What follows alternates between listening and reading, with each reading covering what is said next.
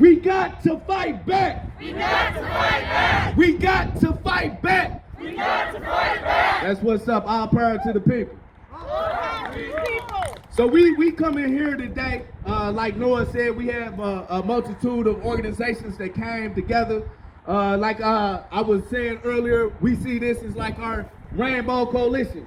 You know, just like how Fred Hampton and them came together up in Chicago back in the 60s and stuff, when the classes started to realize we are a lot stronger if we see this as a collective effort that the lower class has to be united with. You know what I mean? So this is class warfare at the end of the day, you know, and we're not gonna shy away from speaking it and being blunt about it. We've seen the rise of the fascists on the right, you know, with white supremacy. Well, this is the rise of the left right here, and we're standing in behalf of the lower class and the working class, and we saying free them up. Free them up. We saying free them up. Free them up. We saying free them up. Free them up. We saying free them up. Free them up. The reason why we say free them up, because we see that, like I said last week, for them to even be in there due to mass incarceration, it created conditions of overcrowding.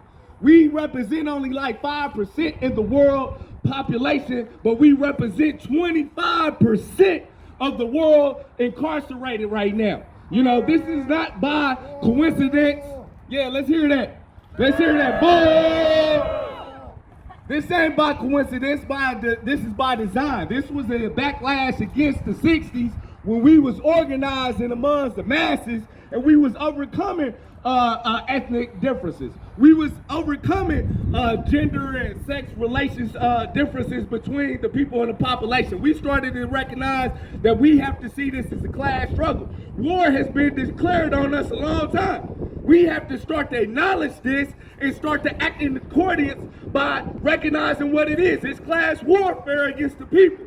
So we standing in behalf of our sisters. A lot of times with women, their issues is minimized, you know, but we are not going to minimize this. We're starting with starting with Indiana Women's Prison, standing in solidarity with them, because we see that patriarchy is a tool just like white supremacy. It's a byproduct of capitalism-imperialism. You know what I'm saying? To oppress women. It's a form of class oppression against women. You know what I'm saying? So we are here and speaking in behalf of standing in solidarity with our sisters in there. We also want to say we stand in solidarity with the LGBTQ community. Come on! Which is very much linked with patriarchy. Absolutely. Give a hand for that. So when we come out here, we have to look at this as a class analysis of why we even out here. We're not out here just because we feel like this is an injustice. The bigger injustice is not so much this corona, it's what this capitalist imperialist system, it hasn't been coronavirus, it hasn't been Hennessy virus or mad doggy dog virus that's been killing most of the people around the world. No, it's been capitalism imperialism. That's what's been the biggest killer around the world. And so we give a voice to that, and we're doing so in a way where we're building solidarity not only here in Indiana, but across the country. We're standing in behalf of all the brothers and sisters that say, free them up! Free them all! Free them up! Free them up. Free them up! Free them up. Free them up! Free them up. So I want to bring one of the, I think it's important when we hear people that's actually have loved ones that's incarcerated. I want to bring somebody that was here last week. She got mixed up. She came all the way from northern Indiana. I'm glad we was able to connect up again, and she'll be able to speak to y'all. But her loved one, her girlfriend, is in prison right here. You know, she's in these conditions. She's over here, don't know what how this is gonna turn out for her loved one, if she's gonna even make it out. So she's concerned, and she rightly should be, because right now I was telling the news, you know, they're not even giving protective gear to the officers in there, and the ones that do have protective gear, they're using the same gloves and masks to take prisoners back and forth to the shower. Absolutely. This is creating a pandemic of crisis. This is a national emergency. They also at RDC, I heard from a brother up in Westfield. He was saying that When you come into DOC, you go through the RDC is the diagnostic center, reception diagnostic center, located right here in Plainfield. They're not even testing the brothers that's coming in there, but they're shipping them to other to camps around the state. So how do they know if they're not actually aiding and abetting the spread of this disease? You know, we feel like this is part of their design. Because why not get rid of us through this corona, and we don't have to have police brutality and terror kill 1,000 of us like they do every year. We can do it with the disease, like what happened to the Native Americans. Come on. You know what on. I'm saying? So we see that we have to be a voice to this, because even the conditions that's going on in there right now has to change today. We're telling you, Mayor, you know, Governor Eric Holcomb, we out here and we're not stopping. We're standing in behalf of them, and we're out here to stay. This might be a protracted class struggle, but we're not scared of that class struggle out here on this side of the left. You know what I'm saying? So we're gonna be out here boots on the ground. Every week we will be at another prison standing in behalf of our brothers and sisters out here. So with that said, I want to bring Tammy up here to speak in behalf of her loved one. She also has a brother in there. So everybody give a round of applause for Tammy. Man, that guy is right on so many levels. And when he speaks about the lower class, which is us, which is my brother, they gave him 27 years. 14 years of it is just a probation violation. He's only in his second year. The prosecutor and the DeKalb County Sheriff broke laws to arrest my brother, and because he was poor and lower class, he could not fight his case. Now he is in a pandemic, locked up, can't get out, no sanitation in there, fighting, struggling. They've taken his visits. He can barely call home, and I worry about him every day. I go to bed worried about him, and I wake up worried about him. And also, over here at the Indiana Women's Prison, my girlfriend is in there. She calls me every single day. Sometimes she's crying. Sometimes she can't hold her bladder any longer, but there's not enough staff to let them out. There's been days that she sat 20 hours and not been out to get to use the restroom. She had to urinate in a storage tote and put it underneath her bed. And when the officer came to let her out to use the restroom, they threatened to write her up and take her out of her time class for urinating in a tote. So now she's refusing to drink water and eat because she's afraid she's going to have to urinate in that tote. That breaks my heart. She's down to 18 months to go. She has no access to the law library, and they've also taken her out of her time cut. And I'm not one to say who deserves what, for what crime and when, but I can say this. Nobody, not one single soul, deserves to die up in there. Not one of them. Not one of them. That's why I'm with Kwame here. Free them all. Free them all. Free them all. Free them all! Free them all. Free them all! Thank you. So I want to give out special shout out to some few of the names that we know that's in there. Sister named by Sydney White, she's in here. She contacted us talking about the conditions in there. You know, Natalie Medley, Joyce Hawkins. You know, so we wanted to let them know we out here standing on behalf of them. We appreciate them reaching out to us and letting us know what's going on inside there. We want to also, I want to shout out a couple names that I spoke to last week. The prisoners in there that we know that's innocent, that I've been fighting for a long time, like Leon Benson, been in there for 22 years for something he ain't do. Definitely free him out. Free him as well. Royal Amos been in there for 13 years. Vernon Bateman recently went back to the joint when we got his release 2 weeks later because they pretty much harassed him the whole time, and he's innocent. You know, they wouldn't even allow him to be on social media, and they know this man is innocent. Angela Gauthier with Fox News did a story on this case where all the witnesses even recanted their statements and said that they lied on him. So why y'all harassing this man and sending him back in prison, and you know he ain't even do the crime? You didn't want him saying to be in there in the first place. You know, so we about supporting the full humanity of all human beings. You dig what I'm saying? At the end of the day, so this is why we out here. We want to say also the political prisoners that's been in there for 50 years, like Shakur, Sundiata Kole. You know, these are real heroes. You know, Assata Shakur in exile. This is one of our freedom fighters, not a terrorist. You know, we let it be known she is not a terrorist. She stands with the people. You know, we say hands off Assata. Hands off Assata. Say hands off Assata. Hands off Assata. I said hands off Assata. Hands off Assata. Free all political prisoners. Free all political prisoners. Free all political prisoners. Free all political prisoners. Free them all. Free them all. Free them all. Free them all. Free them all. Free them all. Free them all. Free them all. Free them all. Free them all. Free them all. Free them all. Free them all. Free them all. Free them all. Free them all. All power to the people. All power to the people. So what we gonna do, if there's not any other, did you want to speak? We got one more speaker that is coming up here, Jamu. A lot of people know him. Jabu. Jabu. He former Black Panther with the Black Panther militia. So he's here and standing in solidarity with the brothers and sisters in here. So I'm gonna give him a chance to speak. Free them all. Free them all. Free them all. Free them all. See, one thing about humanity, it makes no difference what you have done. That does not depreciate your humanity. That's right. I don't care what you have done, you're still a human. Yes, sir. If you are a human, then you ought to be treated humane.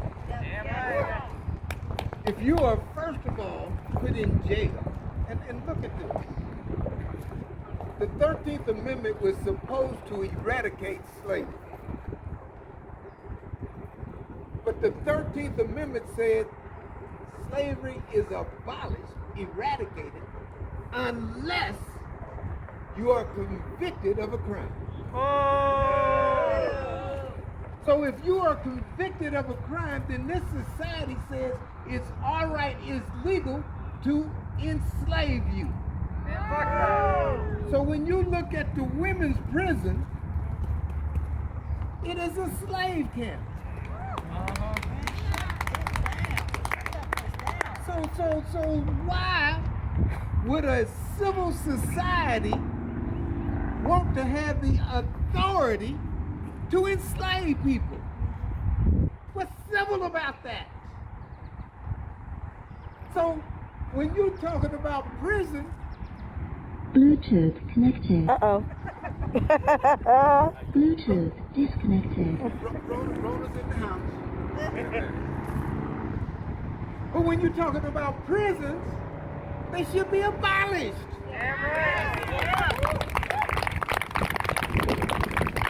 What civil society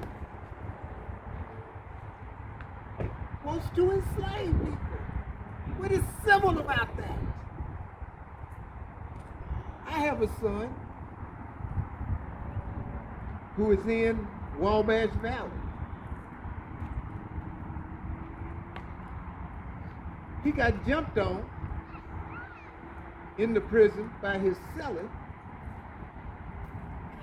pulled him out of the bed, 3 o'clock in the morning, foot first, feet first. When the guard came and asked him what went on, he asked him, well, did he try to put something around your neck? Where did that come from? That implies that you knew what was going on before it happened. Why would you ask someone that got into a fight in a cell if the person that you got in a fight with wanted to try to put something around your neck? That means that that was orchestrated by the guard. And I believe that it was orchestrated by the guard because of the stance that my boy's father takes in the abolition of prison. Free them out! Free them all! Free them out! Free them all! People accuse me and want me to be guilty that I'm a father looking for the freedom of my son, and I am. But it does not stop there. All humans should be free, to include my son. Free them all! Free them all. Free them all! Free 'em all! Now, when you talk about a prison, it in itself is inhumane. But if you start talking about having a virus run through the halls of prison that is killing people, it's not only inhumane, it is cruel and unusual punishment. The last time I looked, the 8th Amendment of the United States Constitution says that cruel and unusual punishment is against the Constitution. It is against the law. So if you got a situation where locked up is inhumane, locked up and being killed by a virus is cruel and unusual, then the state law, watch this, gives the health commissioner the authority to say if the conditions are unhealthy, she can say free them all. Did y'all hear what I just said? Yeah. If the conditions are unhealthy, then the law says they all should be free. We need to push Christina Fox to do her job. It's unhealthy. That's the law. And I can go on, but let me shut it down. And let me just say one more thing. Free 'em all! Free 'em all! Free 'em all! Free 'em all! Free 'em all! Free 'em all! Thank you. Thanks for those words, Jabu. So we have one more speaker, and then we want to play some of the prisoners on the Bluetooth, some of their concerns, and let them speak in behalf of themselves. They was able to speak about what's going on in there. I think it'd be very relevant to what we doing out here to hear from them. You know what I mean? Because they're the ones in there suffering directly with this. You know what I mean? So we definitely want to give them a outlet to speak to what's going on and address the crowd. But I want to bring one of the another speaker up here is Timmy. She's going to be speaking, and I want to introduce her right now.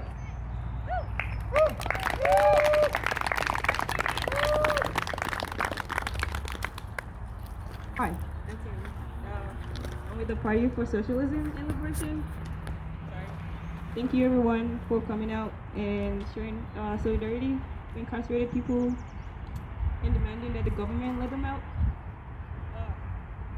Over the course of this very deadly pandemic, we've all collectively watched the government do the bare minimum and review that they do not care about us, our lives, and all of our well-being. We've watched the capitalist government reveal how much disregard they have for the lives of the people they supposedly serve, and instead choose corporations and the profit that is to be made over lives time and time again. We are gathered here today because we are all aware of the way that incarcerated people are treated in this country and how much more vulnerable they are under the circumstances that have been created because of this virus. Most places have been on lockdown over the past few weeks, and for the most part, people have been in quarantine. But unfortunately, quarantine is completely out of question for incarcerated folks. Social distancing is also physically impossible in lower security facilities, and on top of that, folks don't have access to running water, hot water, shower privileges, and sanitizer and soap. Despite the fact that emphasis has been and is still being placed on proper hand washing technique, no touching, proper sanitizing, and social distancing, incarcerated people are not only being denied care by the government, they're also not being able to properly care for themselves because they're being denied resources that allow them to care for themselves. No. Mold, rodents, roaches, constant occurrence in prisons, jails, ICE detention centers, and other holding facilities. And the point is, these conditions that incarcerated people are faced with are not great already. They're not going to get better now that there's a pandemic. They're not getting better for the rest of us outside. They're not getting better for them inside there. So we're asking for the government to free them all.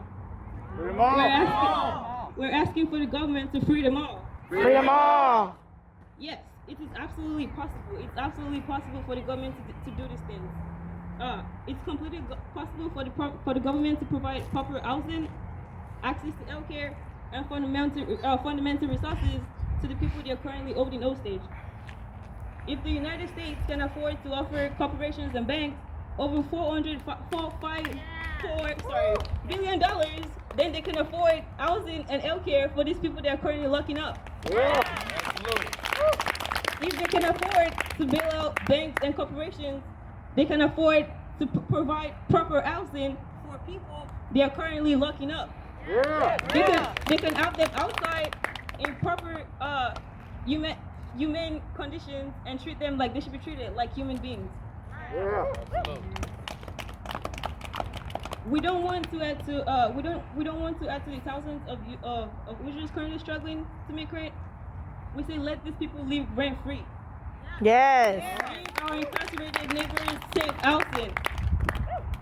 The safety and well-being of incarcerated people should be put first in this time. They should not be put in situations where causing lockdown is the best available option they have. They need to be freed.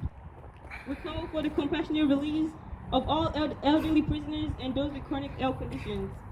We demand the immediate release of pre-trial detainees, the immediate release of all youth prisoners, and freedom for all people incarcerated on parole or parole violation. We demand that all ICE detainees be freed and there be no further cooperation with ICE.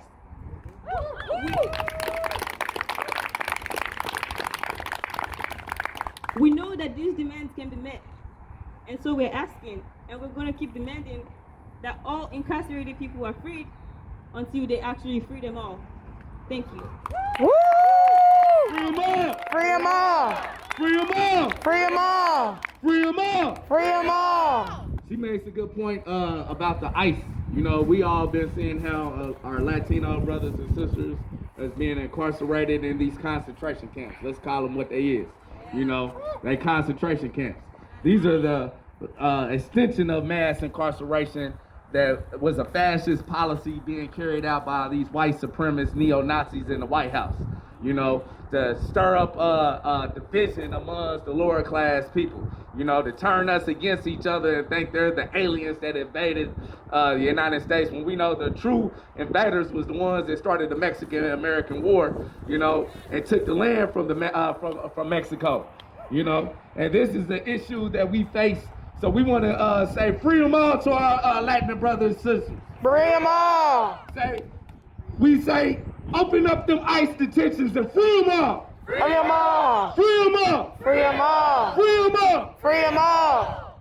I want to make an announcement real quick. Brother Ajabu said this Friday coming up, there's going to be a demonstration downtown at the State House on the Washington Street side that a lot of the ministers and stuff that he's reached out to will be demanding that the governor during his press conference free them all. You know, so if we can make it out there, I think that'd be a good addition to strengthen our voices being heard out there.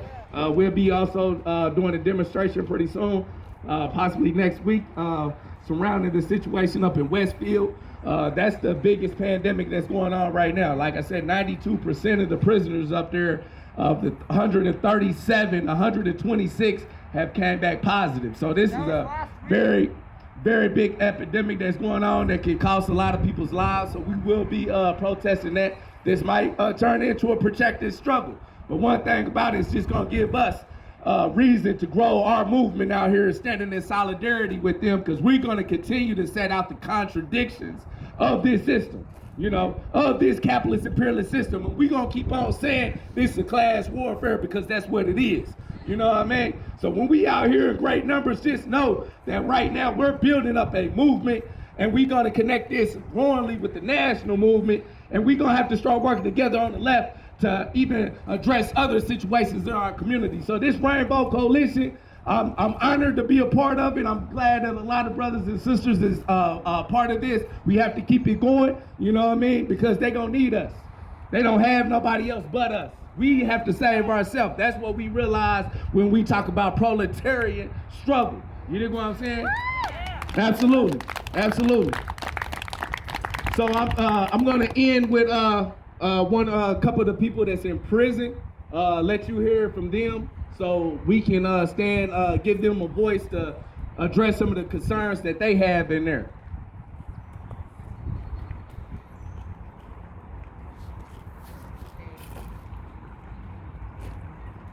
Can you hear me? Great. We'll do a repeat after me, and then I'll take over next. Free our immunocompromised comrades. Free them all. Free them all. Free our trans comrades who are also at higher risk. Free them all. Free them all. Free our pregnant comrades who are also at higher risk. Free them all. Free them all. There is no help when people are in such tight conditions. Free them all. Free them all. Woo! Play briefly a recording from one of our comrades at Westville. He's been incarcerated for around 20 years, since he was 14 years old, and he was just denied parole as the pandemic hit. So I'm going to just play what he had to say. And I also wanted to note briefly that there have already in the last 2.5, 3 weeks been 4, maybe 5 significant uprisings at different prisons around the state, which is a much higher rate than usual. There's been uprising at Wabash Valley, at least one at Westville, maybe 2, where a guard was taken hostage briefly, and also at Pendleton, last Friday, right before we did our demonstration downtown in Indianapolis. The day before that, all the communication systems were shut down in Pendleton and Miami, maybe other prisons, because of the riot at Pendleton, uprising at Pendleton, which took place in the gym where people who they think have COVID-19 are being quarantined, and several inmates fought back against the conditions they're being subjected to, and the National Guard was brought in, and it was a pretty serious situation. And this sort of thing is going to continue to happen as long as they continue to force people to live in death traps or to die in death traps. And there's a very easy solution, which is just to release a whole bunch of people who don't need, not that anyone needs to be in there, but a whole bunch of people who have already basically served their entire sentence, which is over 6,000 people, nearly 25% of the prison population in Indiana has less than a year to serve on their sentence. So just give me 1 second. What's going on is they hold shit back, man. They not really telling us what's going on, because the COs is really telling people what's going on. Like, they saying there was only a couple cases, and that they separated the people and put them on lockdown, when really in actuality some of the COs telling us that there's 80 cases of that shit over at Beacon, and then they just brought us masks 2 days ago, so they came in today, started to send everybody said that y'all on lockdown, due to y'all not wearing y'all masks, So hold on, how we gonna wear masks when y'all just not gave us these masks 3 days ago? What y'all really doing is covering up all the shit that's going on, and y'all not trying to tell us that these people are dying, and the shit is getting more serious. You know, y'all saying East side lockdown. No, it's because y'all covering shit up. You know what I mean? I'm seeing it for what it is. You have all these different COs coming in here, coming from different areas. That's the ones who bringing this shit inside of the prison. The prisoners can't go nowhere, man. Like, they can't go anywhere. So the only people that could be bringing it in is them, man. And these people are dying from that, man. These people got families. Like, I got families. I got people that love me. You know what I mean? And it seems like they don't care about it because they not having to deal with it on a daily basis. But there's a lot of covering up with this COVID-19. They just trying to basically drown us in it together, man. They don't care. As of today, can't nobody go out. You can't go to child. You can't go get your commissary. You can't go get your medicine. Everything is being brought to you on the dorm. So tell me, why wasn't this implemented 3-4 weeks ago? Because if this would have been implemented 3-4 weeks ago, a lot of people probably would have been, we would have had masks, and no COs wouldn't have been coming over here from different units, and nobody would have been leaving out of this unit. That would have probably saved a lot, man. Like, you got people that have been everywhere. So now you want to do it 3-4 weeks after this shit been kicked off, or after the COVID-19 stuff been kicked off. It's already been passed around, man. It's everywhere now. Ain't no telling what's going on, and ain't nobody being tested on a daily basis. Not one person in this dorm has been tested. Now, they tested everybody in B dorm, but ain't nobody been tested over here, man. Ain't nobody been having temperature checks. Ain't nobody been really worried about us. I had to ask 3-4 weeks just to get the bleach, just to spray my room, man. Like, it's getting ridiculous to the point of I'm feeling like they really don't care about our safety or health. And that's why I'm asking for everybody out there who's listening to this, please fight